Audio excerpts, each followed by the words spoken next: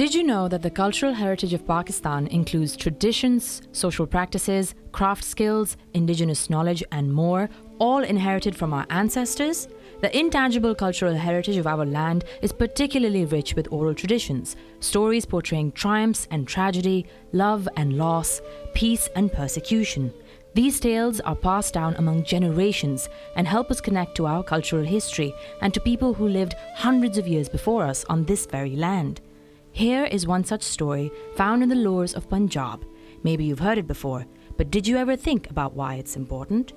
Once upon a time, centuries before the British, before the Sikhs, even before the Mughals, an oral tradition tells us that there came a merchant from a city of Central Asia, eager to sell his wares in the riverine land of the green, verdant Punjab. Some from Central Asia came to the subcontinent with dreams of territory and empire, but this merchant was a visitor with much simpler ambitions. Maahiwal, as he is now remembered, was perhaps originally known as Izzat Beg, perhaps a resident of the city of Bukhara, now in Uzbekistan. Like many merchants before him, Maahiwal was also a traveller. He too must have made the long overland journey many trading caravans had taken before him. Like them, he would have crossed the land of the Afghans, descended the mountains of Kalar Kahar, passed through the great cities of Lahore and Multan, and after enough business was done, Maahiwal would have returned home. But fate, it seems, had more in store for Maahiwal. For in a small village at the edge of the 5 rivers of Punjab, the seldom remembered Chenab, Maahiwal found his reason to stay. Sohni.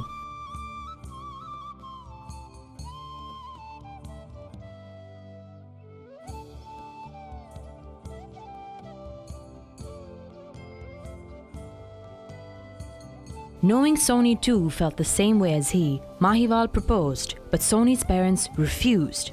Yet this served to only strengthen their resolve. He sold off all his possessions, abandoned his merchantry, and became a buffalo herder in the village.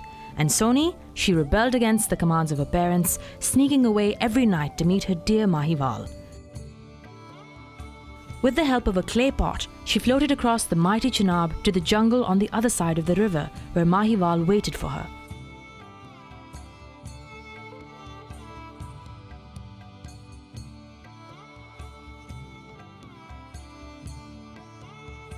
But theirs was a short-lived happiness. One day, someone discovered Sohni's secret trysts and replaced her usual pot with one that was unbaked.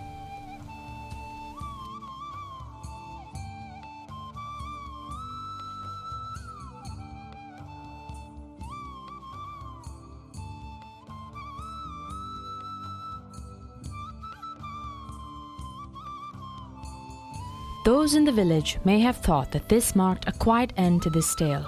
After all, no scribes or historians documented this event, nothing tangible for posterity to record. But no, hushed whispers reached the ears of travelling storytellers, and soon the tragedy of Sohni and Maahiwal came to travel well beyond the little village of Chenab where they met. We may think of the Sohni-Maahiwal story as little more than a silly old tale, but for generations of people in Punjab, this Punjabi kissa was worth preserving, worth telling and retelling. Their story of love and its difficulties transcended time, seeping into other forms of cultural heritage such as poetry, song, painting and theatre.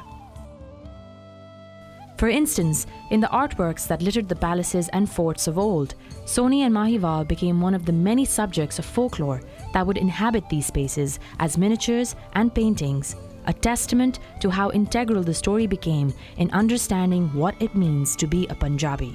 In Sufi qawwalis and recitations of kalam, Sohni and Maahiwal became an example of the perfected devotion that makes one transcend worldly realities, that ultimately enlightens the soul.